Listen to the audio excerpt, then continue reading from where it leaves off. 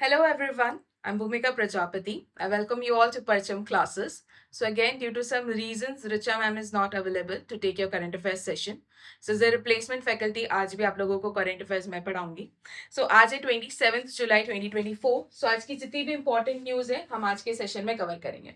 So उससे पहले हम ये देख लेते कि मैंने कल आप लोगों को question of the day क्या दिया था. तो हमारा question of the day था Which lunar probe found traces of water in moon soil sample? तो कौन सा lunar probe था? तो वो चाइना का एक lunar probe था जिसका नाम है Chang'e 5, जिसने पानी के traces पाए हैं या ऑन एनालिसिस या जो भी रिसर्च करके इनको पानी के ट्रेसेस मिले हैं मून सॉइल सैंपल में जो उन्होंने कलेक्ट किए थे. क्लियर? तो इसका करेक्ट ऑप्शन क्या हो जाएगा? तो इसका करेक्ट ऑप्शन हो जाएगा ऑप्शन बी. राइट, बढ़ते हैं हम नेक्स्ट हमारी न्यूज की तरफ अब बढ़ते हैं.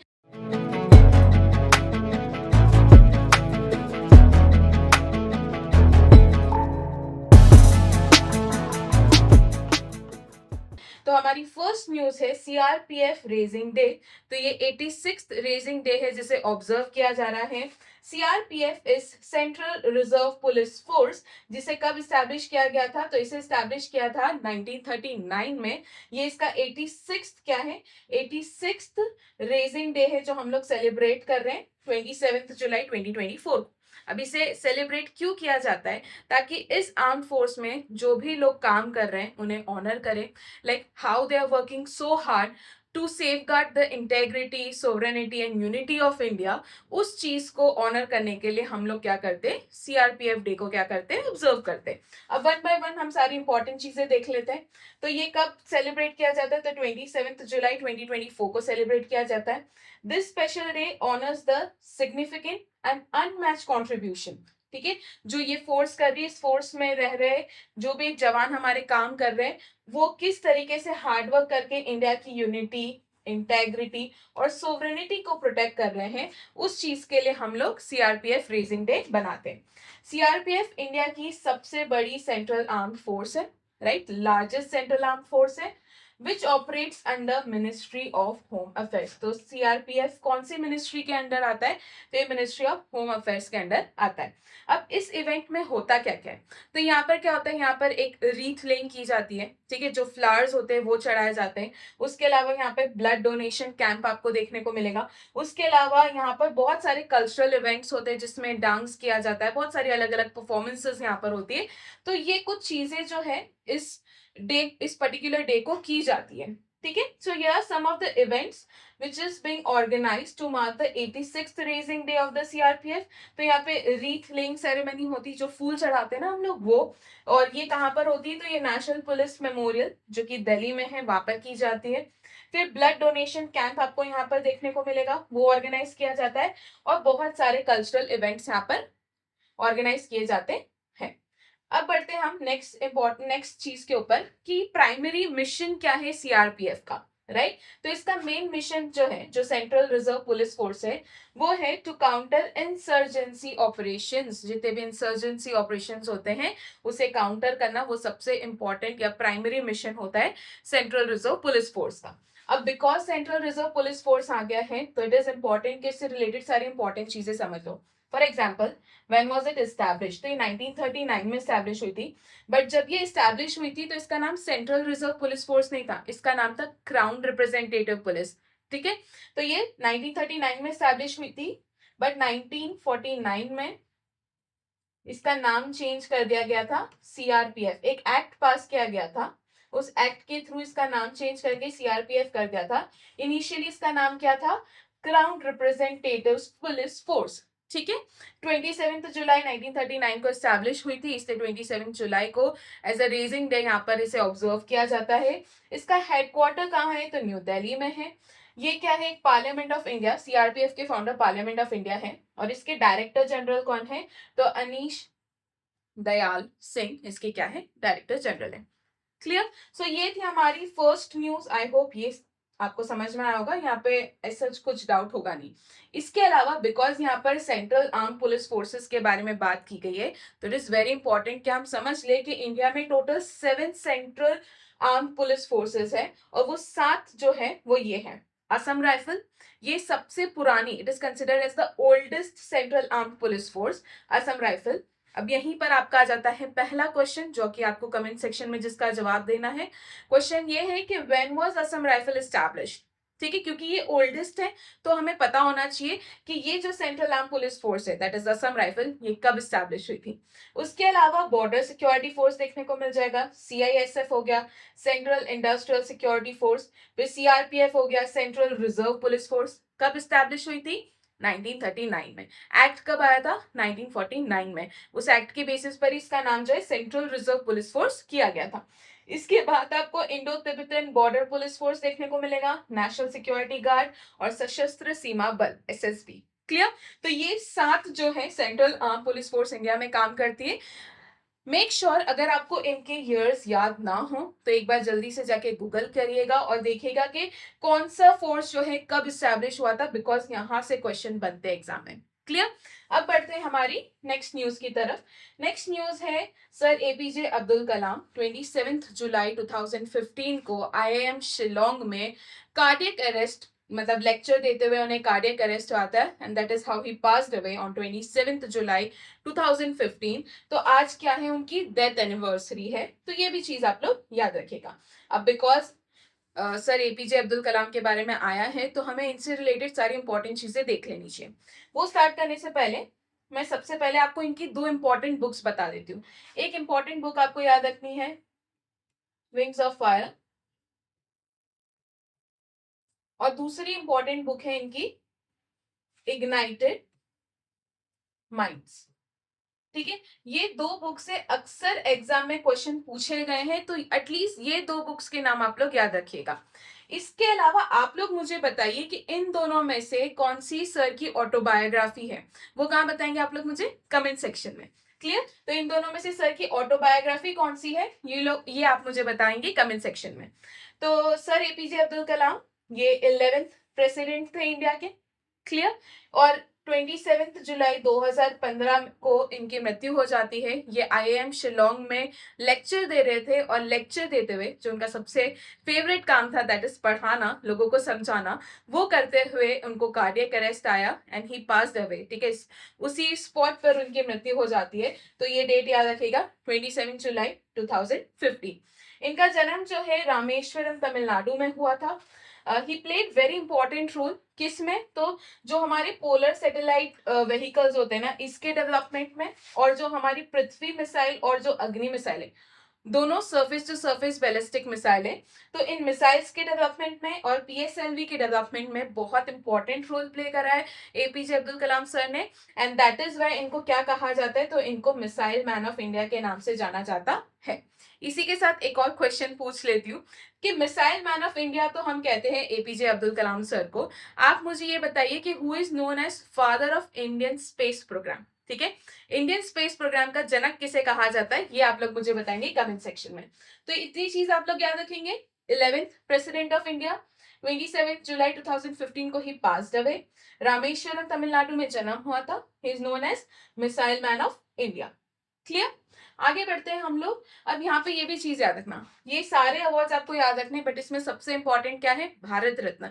भारत रत्न सर को कब मिला था, 1997 में। बाकी दूसरे जो भी अवार्ड्स है उसके भी हम एक बार ईयर देख लेते हैं, जैसे कि 1981 में पद्म भूषण मिला था, 1990 में पद्म विभूषण मिला था, 1997 में भारत रत्न मिला था, 1997 में उन्हें Indira Gandhi award for national integration पे मिला है, 1998 में वीर सावरकर अवार्ड, 2000 में सशस्त्र रामानुजन प्राइज, और 2013 में वॉन ब्राउन अवार्ड जो है, ये सभी अवार्ड से सम्मानित है APJ Abdul Kalam sir. Clear. बढ़ते हैं नेक्स्ट न्यूज की तरफ, और नेक्स्ट न्यूज है हमारी, ओके, ये फोटो में जो आपको दिख रहा है ना, ये थोड़ा ग्राउंड से उठा हुआ जो थोड़ा सा ऐसा माउंड जैसा जो दिख रहा है, ये बैरियर्स है। ठीक है, और यहाँ पर अहोम किंग्स जो थे, उन लोगों को, जो भी रॉयल्स, जो भी एरिस्टोक्रेट्स थे, उन लोगों को इस तरीके से बरी किया जाता था जब वो मर जाते थे। तो यहाँ पर ये न्यूज में क्यों है, ठीक है, वो देख लेते हैं। सो न्यूज ये है कि moidams of Assam received prestigious 43rd UNESCO world heritage site tag in cultural category. तो असम में जो मोइदम्स है, moidams is a burial place जहाँ पे अहोम किंग्स जो है, अहोम किंगडम के जो भी किंग्स या जो भी रॉयल्स थे उन लोगों को क्या किया जाता था, बरी किया जाता था। ये जो है यूनेस्को वर्ल्ड हेरिटेज लिस्ट में क्या किया गया, इसको इंक्लूड किया गया है। तो ये असम की थर्ड है, बट असम की फर्स्ट भी है, या पूरे नॉर्थ ईस्ट की फर्स्ट है जिसे कल्चरल कैटेगरी में क्या मिला है, यूनेस्को वर्ल्ड हेरिटेज साइट में कोई इंक्लूड हुआ है। ठीक है, असम की तीसरी है, इसके पहले दो और थी बट वो नेचुरल कैटेगरी में थी। ये असम की फर्स्ट है जिसे कल्चरल कैटेगरी में, असम की क्या पूरे नॉर्थ ईस्ट इंडिया की फर्स्ट है जिसे कल्चरल कैटेगरी में शामिल किया गया है। क्लियर। अब न्यूज को हम वन बाय वन देख लेते हैं कि असम्स मोइदम्स, ठीक है, ये क्या है, ये बरियल ग्राउंड है किसका, तो अहोम डायनेस्टी का। ठीक है, who found their place of pride in prestigious UNESCO World Heritage List under the cultural property। ठीक है, तो कल्चरल कैटेगरी में जो है इसको पहली बार शामिल किया गया है। नॉर्थ ईस्ट, पूरे नॉर्थ ईस्ट इंडिया की फर्स्ट साइट है ये। द चराइदेव मोइदम ये फर्स्ट है from the north east and 43rd है फ्रॉम इंडिया जिसे रिकॉग्नाइज किया गया as a world heritage site. ठीक है, इन कल्चरल कैटेगरी। इसके पहले असम में दो और थी, ठीक है, जो नेचुरल कैटेगरी में थी, वो क्या है, काजीरंगा नेशनल पार्क और दूसरा क्या है, मानस नेशनल पार्क। ये दोनों भी यूनेस्को वर्ल्ड हेरिटेज साइट है, बट ये कौन सी कैटेगरी में, ये नेचुरल कैटेगरी में। अब असम को एक कल्चरल कैटेगरी में मिल चुका है और वो क्या है, तो वो है मोइदम्स ऑफ असम। ठीक है, आउट ऑफ 386 मोइदम्स, मतलब 386 है, इससे भी ज्यादा मोइदम्स जो है असम में प्रेजेंट है। इसमें से 90 रॉयल बरियल्स है जो कि आपको चराइदियो में देखने को मिलेगा। बेसिकली ये जो चराइदियो वाला जो है ना, यहाँ पर जो भी मोइदम्स पाए गए ये पूरी रॉयल फैमिली के हैं। ठीक है, मतलब ये मोइदम्स क्या है, पूरे स्कैटर्ड है। उस स्कैटर्ड में से जो चराइदियो में जो मोइदम्स है ना, ये रॉयल फैमिली को बिलोंग करते हैं। जो अहोम डायनेस्टी के जो भी रॉयल लोग थे ये उन लोगों को बिलोंग करते हैं या उन लोगों के हैं। राइट, आगे बढ़ते हैं हम लोग। नेक्स्ट सारी इंपॉर्टेंट चीजें इसके बारे में देख लेते हैं। अब मैं मोइदम्स आपको बता ही चुकी हूँ कि मोइदम्स है क्या।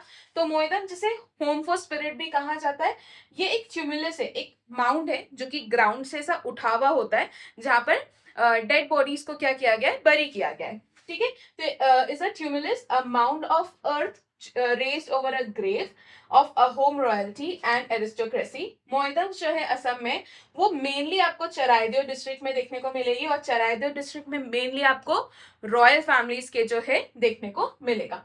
ये जो साइट है आपको पटकाई रेंजेस जो है असम की, उसके फुट हिल्स में आपको लोकेटेड देखने को मिलेगी। जो ताय अहोम था जो कि असम में आए थे 13th सेंचुरी में, वो लोग ये मोइदम्स इसलिए कंस्ट्रक्ट करते थे रॉयल फैमिलीज के लिए कि इन लोगों का मानना था कि ये लोग क्या है, काफी डिवाइन लोग हैं, तो इन लोगों का जो ग्रेव एरिया होना चाहिए ना, वो जियोग्राफिकल एरिया भी काफी सेक्रेट दिखना चाहिए, तो इसलिए वो इस तरीके से मोइदम्स बनाते थे। क्लियर। सो पहले जो ये लोग मोइदम्स बनाते थे ना, उसमें ये लोग वुड यूज करते थे, बाद में ये लोग स्टोन और बर्न्ड ब्रिक्स यूज करने लगे। क्लियर।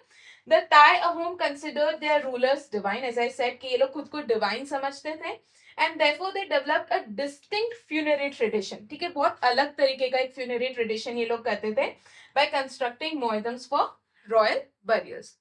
क्लियर। आगे देखें, there are 90 moidams found mainly in the foothills of the Patkai ranges and eastern Assam, जो मैं आपको स्टार्टिंग में बता चुकी हूँ। ये जो ताई अहोम है, इन्होंने मोइदम्स क्रिएट करे थे। ये सिर्फ हिल्स में या सिर्फ फॉरेस्ट में नहीं, इन्होंने वाटर में भी बहुत सारी बार इन मोइदम्स को बनाया है।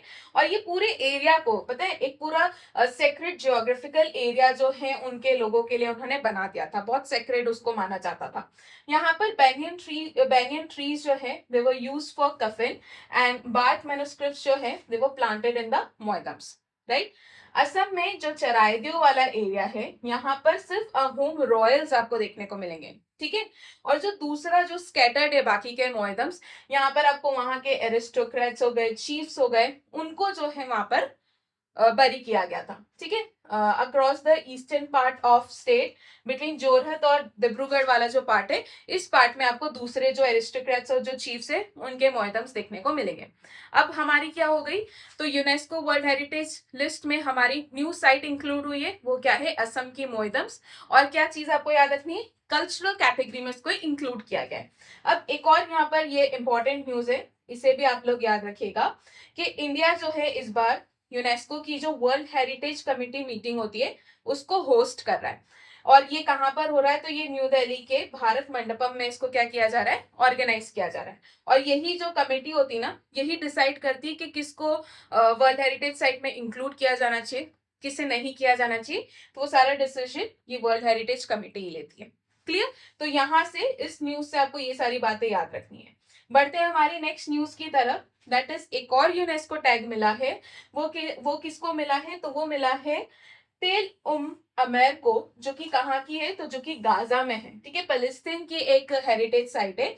बट जैसे ही इसको ये यूनेस्को टैग मिला, वैसे ही इसको वर्ल्ड हेरिटेज साइट की उस लिस्ट में डाल दिया जो काफी ज्यादा डेंजर में, जिसको प्रोटेक्ट करने की बहुत ज्यादा जरूरत है, जो खतरे में है, उस लिस्ट में भी इसको डाल दिया गया है। तो ये वाली इंपॉर्टेंट न्यूज है, इसको भी आप लोग याद रखिएगा। बढ़ते हैं हमारी नेक्स्ट न्यूज की तरफ। कल हम लोगों ने कारगिल विजय दिवस के बारे में पढ़ा था। अब यहाँ पर जब sir Narendra Modi Kargil war memorial पहुंचे थे, तो यहाँ पर इन्होंने शिनकुला टनल प्रोजेक्ट का क्या करा है कि ये प्रोजेक्ट शुरू करने वाले, इसकी अनाउंसमेंट जो है यहाँ पर कर दी गई है। अब ये शिनकुला टनल प्रोजेक्ट क्या है, इसकी क्या इंपॉर्टेंस है, उस चीज को हम आगे वन बाय वन देखेंगे। So, PM Modi honors Kargil war soldiers and kicks off Shinkula Tunnel project on 25th Vijay Divas, Kargil Vijay Divas में। अब देखो, ये जो शिनकुला टनल प्रोजेक्ट ये लोग बनाने जा रहे हैं, राइट, ये कनेक्टिविटी किससे प्रोवाइड करेगा, लेह लद्दाख से कनेक्टिविटी प्रोवाइड करेगा। अब ये कनेक्टिविटी प्रोवाइड करने वाला पहला टनल नहीं है या पहला पास नहीं है, इसके अलावा दो और ऑप्शंस है जहां से आपको कनेक्टिविटी मिल रही है लेह के लिए, लेह लद्दाख के लिए। एक है जोजिला पास और दूसरा है बारालाचला पास। ये जो जोजिला पास है, ये लाइन ऑफ कंट्रोल जो है हमारी, जो पाकिस्तान की बॉर्डर है वहां से सटा हुआ है। और दूसरा है हमारा बारालाचला पास, ये हमारी चाइनीज बॉर्डर जो है, चाइना की जो बॉर्डर है वहां से सटा हुआ है। अब द थिंग इज कि हम तीसरा ऑप्शन बना रहे हैं जो दोनों हमारी एनिमी कंट्रीज से दूर रहेगा, वो क्या है, हमारा शिनकुला टनल, ठीक है। तो यहाँ से प्रॉफिट क्या होगा, हमें क्या फायदा होगा कि जो हमारी एनिमीज है वो हमारी आर्मी की एक्टिविटीज को या मूवमेंट को ट्रेस नहीं कर पाएंगे। तो उस पर्सपेक्टिव से देखें तो ये शिनकुला टनल प्रोजेक्ट काफी ज्यादा इंपॉर्टेंट रहेगा। क्लियर। अब हम देख लेते हैं कि क्या न्यूज थी सारी। So PM Narendra Modi he visited Kargil War Memorial on the occasion of 25th Kargil Vijay Divas. Modi will also commence construction work for Shinkula Tunnel Project. ठीक है, शिनकुला टनल प्रोजेक्ट ये हिमाचल प्रदेश और लद्दाख की जो बॉर्डर है वहां पर आपको ये देखने को मिलेगा। ठीक है, क्या बोला मैंने, Himachal Pradesh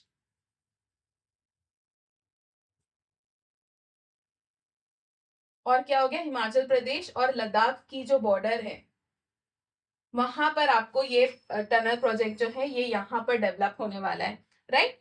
this project is important to improve connectivity to Leh, as I said, especially during bad weather, especially जब वेदर बहुत ज्यादा खराब रहेगा तब जो है ये हमको लेह से क्या प्रोवाइड करेगा, कनेक्टिविटी प्रोवाइड करेगा।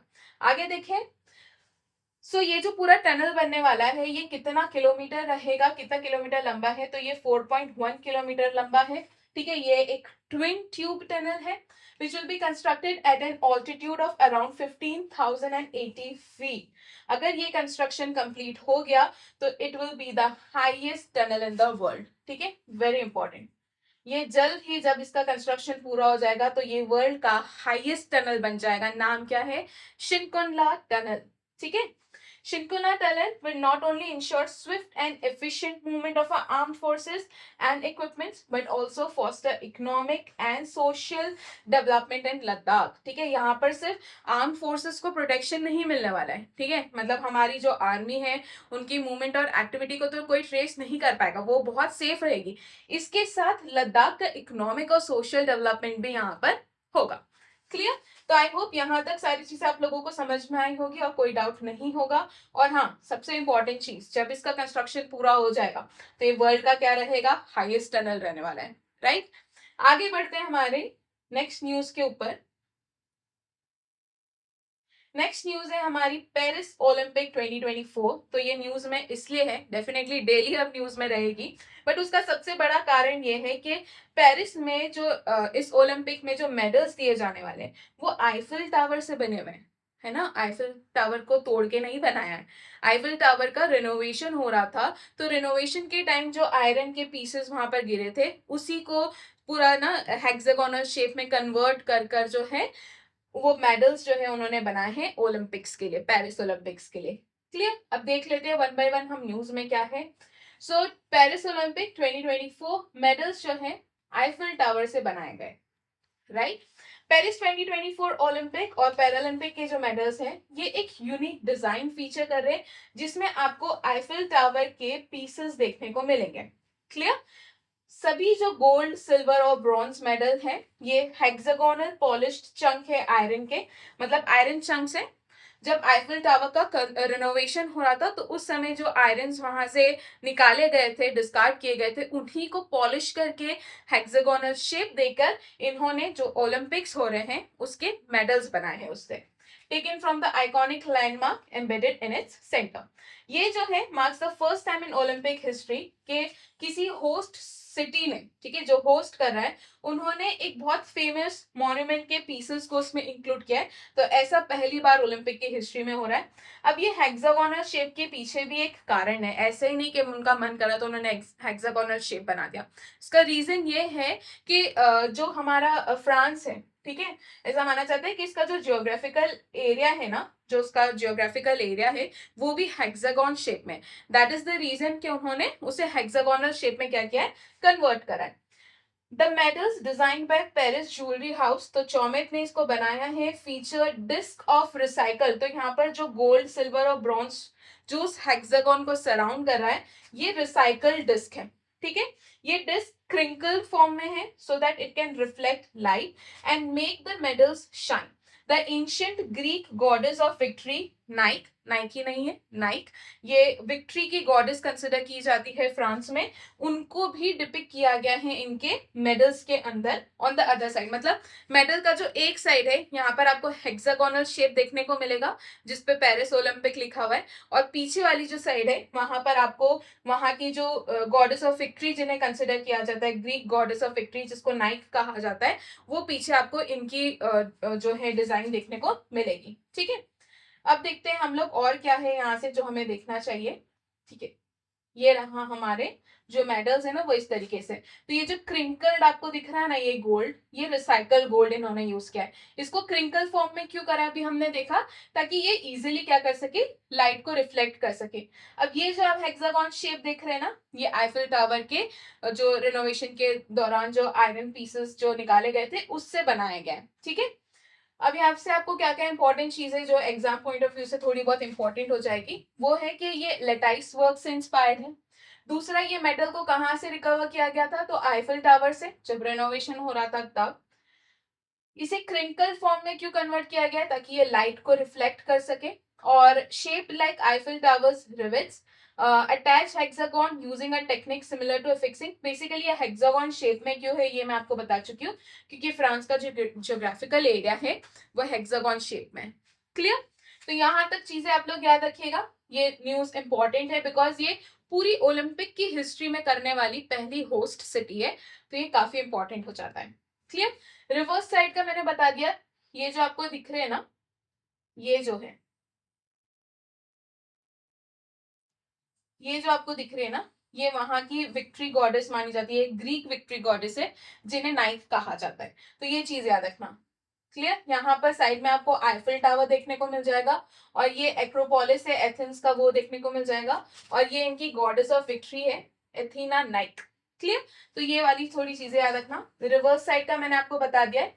It features the story which was design by Elena Votsi for Athens 2004 Olympics की स्टोरी को भी ये फीचर करता है, जिसमें the goddess of victory that is Athena Nike, she is emerging from the Panathenaic stadium, मतलब ये स्टेडियम से इमर्ज करी, ठीक है, ये कॉइन का ये मकसद है। इट इज नॉट इम्पॉर्टेंट, यहाँ पे जो चीजें मैंने बताई ना, आप सिर्फ उस चीजों को याद कर लेना, ये इंपॉर्टेंट है, राइट। बढ़ते ही हमारी नेक्स्ट न्यूज की तरफ, जो कि है द फ्रीजस, ठीक है, इसको क्या प्रोनाउंस करते हैं, फ्रीजस। ये फ्रीजस क्या है, तो ये पेरिस 2024 का मैस्कॉट है, ठीक है, पेरिस 2024 में जो ओलंपिक हो रहे उसका क्या है, ये मैस्कॉट है। और बहुत इंपॉर्टेंट क्वेश्चन यहाँ से बन जाता है, ये क्या है, हमारा मैस्कॉट है पेरिस ओलंपिक 2024 का, जिसे क्या कहा जाता है, फ्रीजस कहा जाता है।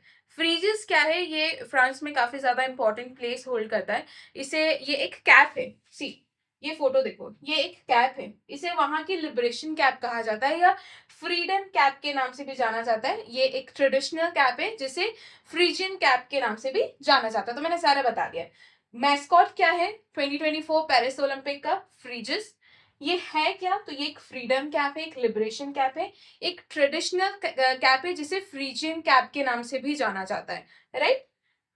अब देख लेते हैं न्यूज या जो भी इंपॉर्टेंट डिटेल जो हमें इस स्लाइड से पता होनी चाहिए, उन चीजों को देख लेते हैं। So the Phryge, the mascot of Paris 2024 Olympic games is inspired by the traditional Phrygian hat, as I said. ये मैस्कॉट जो है, it embodies a deep seated symbol of freedom, ठीक है, फ्रीडम का एक बहुत ही इंपॉर्टेंट सिंबल जो है फ्रांस में इसको कंसिडर किया जाता है। The little red hat known as Phrygian cap और लिबर्टी कैप और फ्रीडम कैप, ये सिंबल क्या है, फ्रेंच लिबरेशन का क्या है, सिंबल कंसिडर किया जाता है। ये caps it stand for freedom, identity and spirit in France.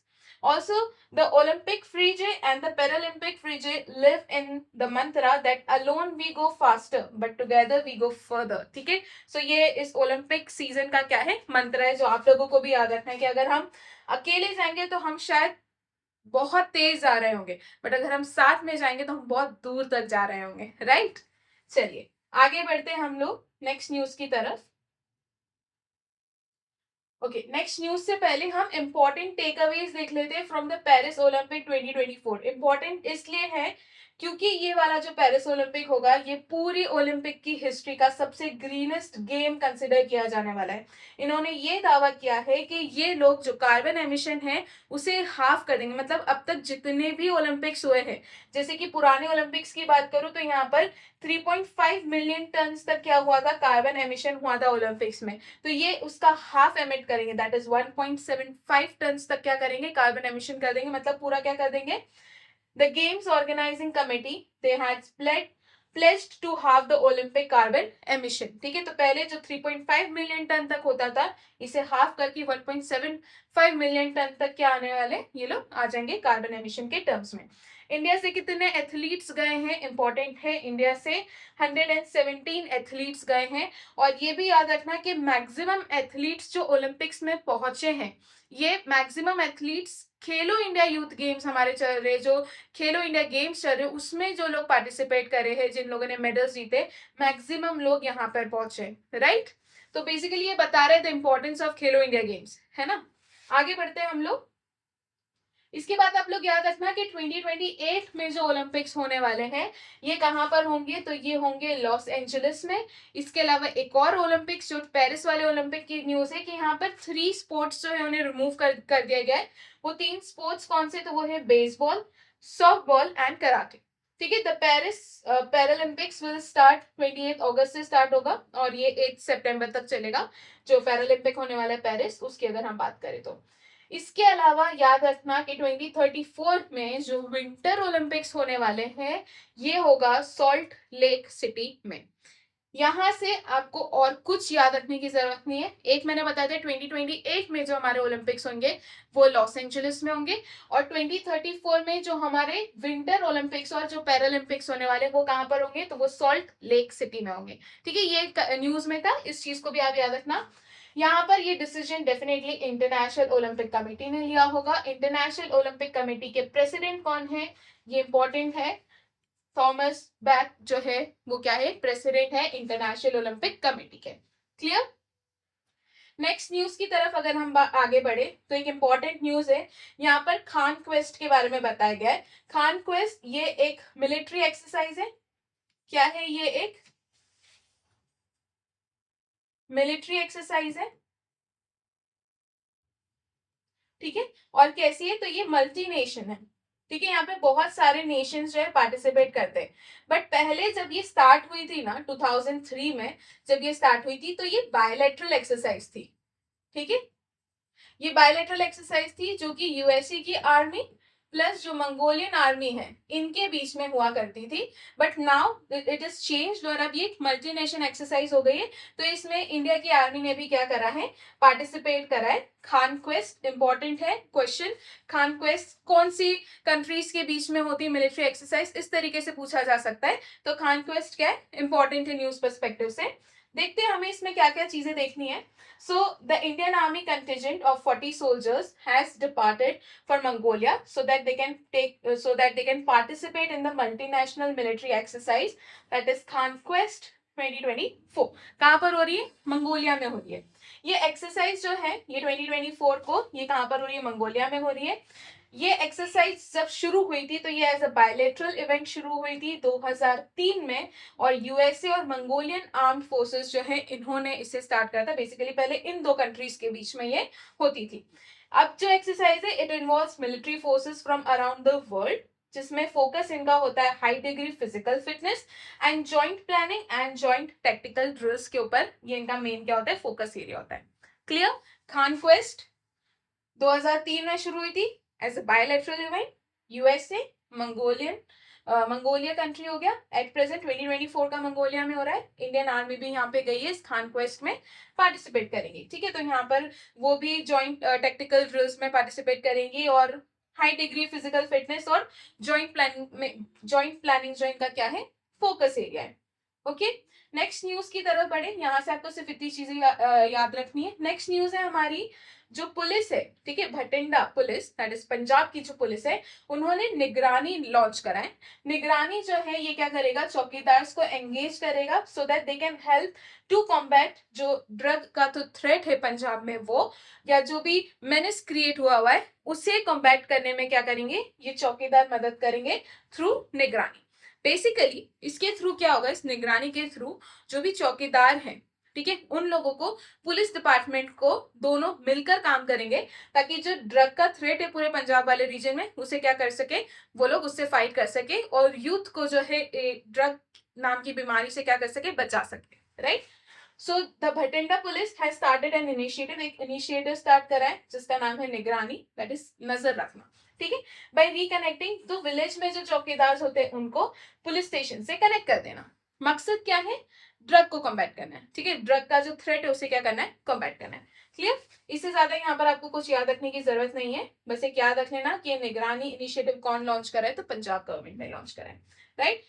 यहां से भी जो दो चीज मैं आपको बोल रही हूँ बस वही याद करना है और डिटेल में जाने की जरूरत नहीं है। याद क्या करना है आपको कि आईआईटी खड़गपुर ने the doctor of science award दिया है किसको, सुंदर पिचाई को, जो कि गूगल के सीईओ है, और दूसरा अवार्ड जो है उनकी वाइफ को दिया है जिसका नाम है अंजलि पिचाई। इनको डिस्टिंग्विश अलमनस अवार्ड दिया गया है, बस दैट्स इट। दिया क्यों है अवार्ड वो मैं बता देती हूँ कि डिजिटल ट्रांसफॉर्मेशन और affordable technology and path breaking innovations करने के लिए आईआईटी खड़गपुर ने इन लोगों को अवार्ड्स दिए। क्लियर। नेक्स्ट न्यूज की तरफ बढ़ते हैं। निसार, सबसे पहली चीज आपको याद रखनी है, निसार का फुल फॉर्म, निसार का फुल फॉर्म है NASA ISRO synthetic aperture radar. ये क्या है, निसार का फुल फॉर्म है।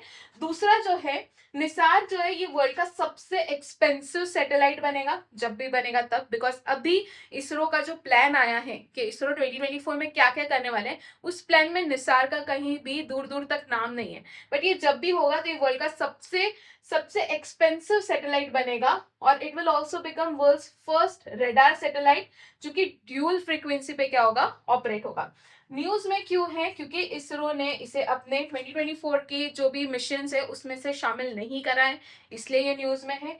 याद क्या रखना है आपको, निसार का full form, N for NASA, I for ISRO, S synthetic, A aperture, R radar.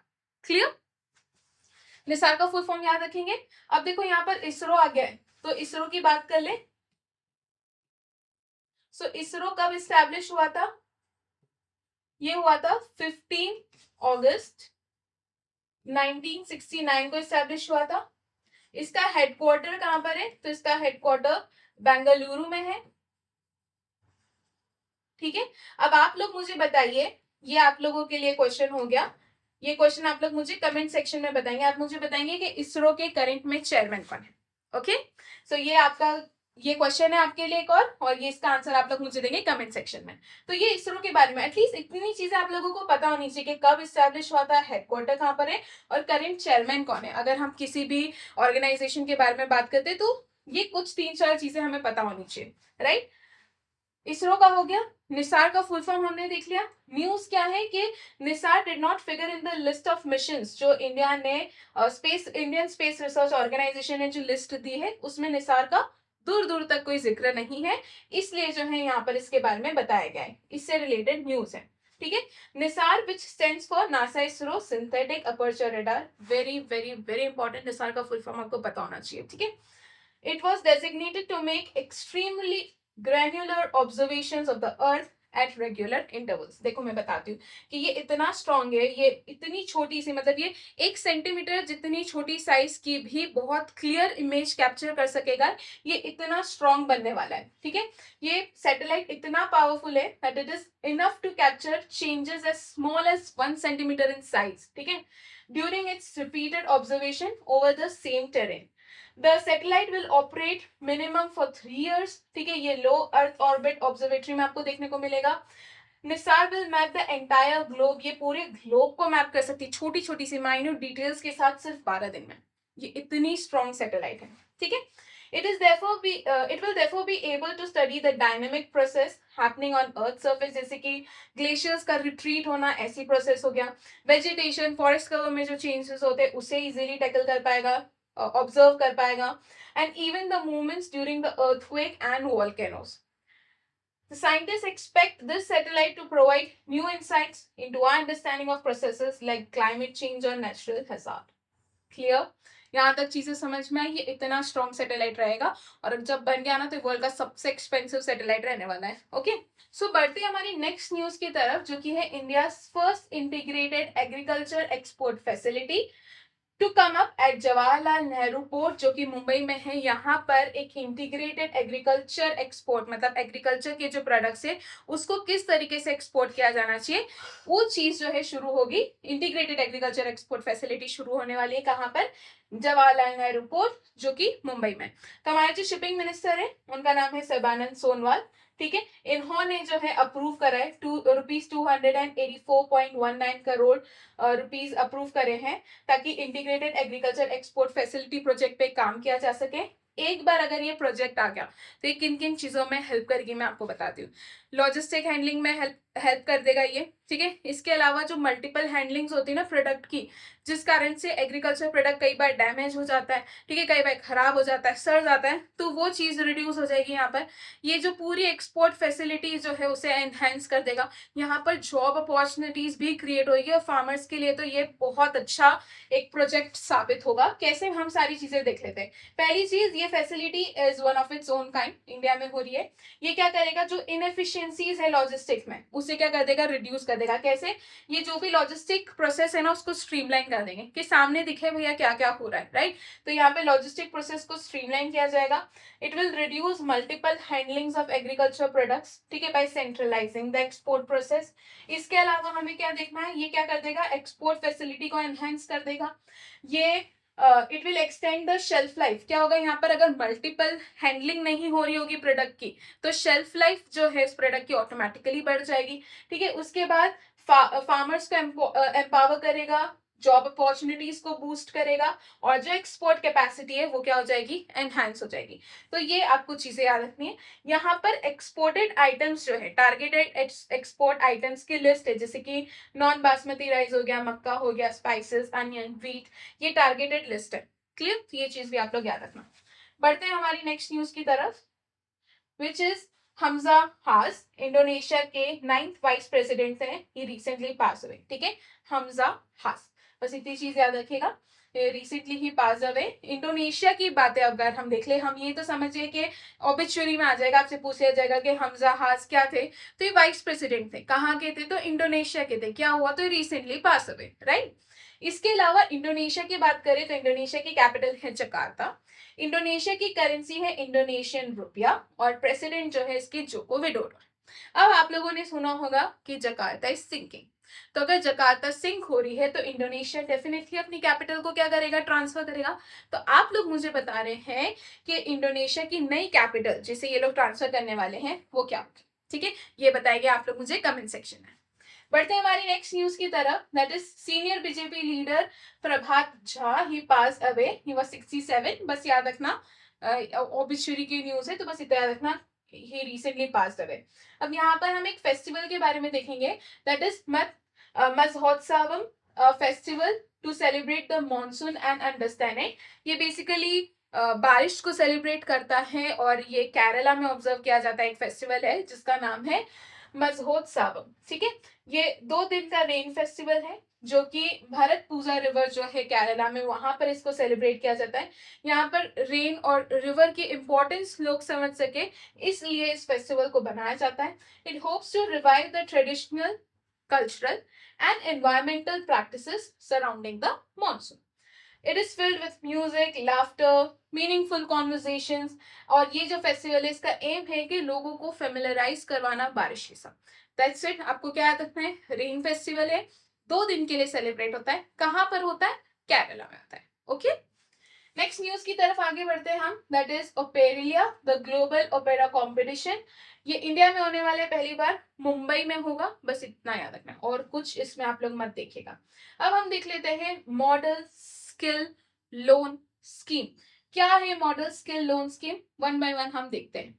So government ने लॉन्च करा है model skill loan scheme to provide education, ताकि एजुकेशन प्रोवाइड कर सके और अपस्किलिंग अपॉर्चुनिटीज टू 2500 यंगस्टर्स जो हमारी यूथ है उनको एजुकेशन और अपस्किलिंग अपॉर्चुनिटीज मिले। इसलिए हमने मॉडल स्किल लोन स्कीम जो है हमारी सरकार ने क्या करा, इसे लॉन्च करा है। So the minister of state for skill development and entrepreneurship, जिनका नाम है जयंत चौधरी, इन्होंने model skill loan scheme Delhi में, न्यू दिल्ली में इसको लॉन्च करा। इस स्कीम का जो एम है is to empower the country's further ready workforce. मतलब कि अब जो हमारा यूथ आ रहा है जो टैलेंटेड भी है बट उनको स्किल्स की ज्यादा नॉलेज नहीं है, एजुकेशन नहीं मिल रही, तो वो स्किल नॉलेज ले सके, इसलिए जो है ये एक लोन की स्कीम लेकर आए हैं। Under the scheme education and upskilling opportunities जो है 25,000 यूथ को अक्रॉस इंडिया प्रोवाइड की जाएगी। क्लियर। और क्या है इस न्यूज में, और आपको ये देखना है कि इस स्कीम के अंदर जो लोन अमाउंट की जो लिमिट है, ठीक है, जो इनिशियली क्या हुआ करती थी 1.5 लाख रुपीस हुआ करती थी, इस लोन लिमिट को बढ़ा के इन्होंने कितना कर दिया है, 7.5 लाख लोन लिमिट इन्होंने कर दी है। Several non banking financial companies हो गए, शेड्यूल्ड बैंक्स, रूरल बैंक्स, ये सब भी अब फ्री लोन्स जो है बच्चों को प्रोवाइड करेंगे। ये जो स्कीम है has been mention by the union finance minister Nirmala Sitharaman in the union budget. अभी जो हमारा बजट आया 2024-25 का, इसमें भी इस स्कीम के बारे में क्या किया गया है, मेंशन किया गया है। So the new model skill loan scheme, it is tailored to support advance level skill courses. तो यहाँ पर एडवांस लेवल के स्किल कोर्सेज बच्चों को दिए जाएंगे which often come with higher fees, और इसलिए ये लोन अपॉर्चुनिटी इन बच्चों को मिलनी चाहिए। ये मेन मकसद है इस स्कीम का। ये इस इनिशिएटिव का मेन एम है टू ब्रिज द गैप। कौन सा गैप, कि वो बच्चे जिनके पास टैलेंट है, जो कुछ करना चाहते हैं बट उनके पास फाइनेंशियल असिस्टेंस नहीं है, तो उनको ये लोग फाइनेंशियल असिस्टेंस प्रोवाइड करेंगे by bridging this gap. Clear. So I hope यहाँ तक चीजें आपको समझ में आई होगी एंड कोई डाउट नहीं होगा। इसके बाद याद रखना शेखर कपूर। तो IFFI ascends to new heights with appointment of legendary filmmaker Shekhar Kapoor. इनको अपॉइंट किया गया है एज इंटरनेशनल फिल्म फेस्टिवल जो है ऑफ इंडिया का, यहाँ का क्या इनको किया गया है, डायरेक्टर अपॉइंट किया गया है। क्या नाम है इनका, तो इनका नाम है Shekhar Kapoor, right. So he is a veteran film maker Shekhar Kapoor, known for films जैसे कि मिस्टर इंडिया हो गया, बैंडिट क्वीन हो गया, एलिजाबेथ, इन फिल्म्स के लिए जाने जाते हैं। He is appointed as director for IFFI, that is international film festival of India. Clear. आगे देखिए हम लोग नेक्स्ट न्यूज की तरफ आगे बढ़ते हैं। Vibhuti Bhushan Nayak elected as the president of ICMI। ठीक है, ICMAI का पहले फुल फॉर्म देख लो, the institute of cost accountants of India. इसके क्या अपॉइंट किया गया, इनको प्रेसिडेंट अपॉइंट किया गया है, नाम क्या है, विभूति भूषण। ठीक है, विभूति भूषण नायक को institute of cost accountant of India का क्या अपॉइंट किया गया है, प्रेसिडेंट। इसी के साथ हम लोग आ गए हमारे रिवीजन क्वेश्चंस के ऊपर, तो अब हम क्विकली हमारे रिवीजन क्वेश्चंस देख लेते हैं। तो हमारा पहला क्वेश्चन है कि where will India's first integrated agriculture export facility be establish. तो इंडिया की पहली इंटीग्रेटेड एग्रीकल्चर एक्सपोर्ट फैसिलिटी कहां पर एस्टैब्लिश होने वाली, तो Jawaharlal Nehru port, option B इसका करेक्ट आंसर हो गया। नेक्स्ट क्वेश्चन हम देखें तो which site recently became the 43rd UNESCO World Heritage Site from India in cultural category। तो चराइदेव मोइदम जो कि असम में है, इसका करेक्ट आंसर हो जाएगा ऑप्शन ए।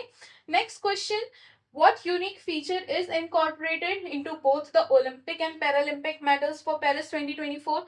तो क्या किया गया, आईफिल टावर जो है, okay, a piece of iron from the Eiffel Tower, option C इसका करेक्ट आंसर हो जाएगा। Next question, what distinction will the Shinkula tunnel achieve upon its completion. तो एक बार ये इसका कंप्लीशन पूरा हो गया तो ये हाईएस्ट, ये क्या बन जाएगा, हाईएस्ट टनल बन जाएगा वर्ल्ड का। तो इसका करेक्ट ऑप्शन हो गया, इसका करेक्ट आंसर हो गया ऑप्शन डी। अब आपके लिए आ जाता है question of the day. Question of the day है कि what is the name of the mascot for the Paris 2024 Olympic game. और इसी के साथ हमारा आज का लेक्चर खत्म होता है। आई होप यहाँ तक आप लोगों को सारी चीजें समझ में आई होगी। अगर आपको कोई भी डाउट है तो आप लोग मुझसे कमेंट सेक्शन में पूछ सकते हैं। थैंक यू सो मच, मिलते हैं अगली क्लास में।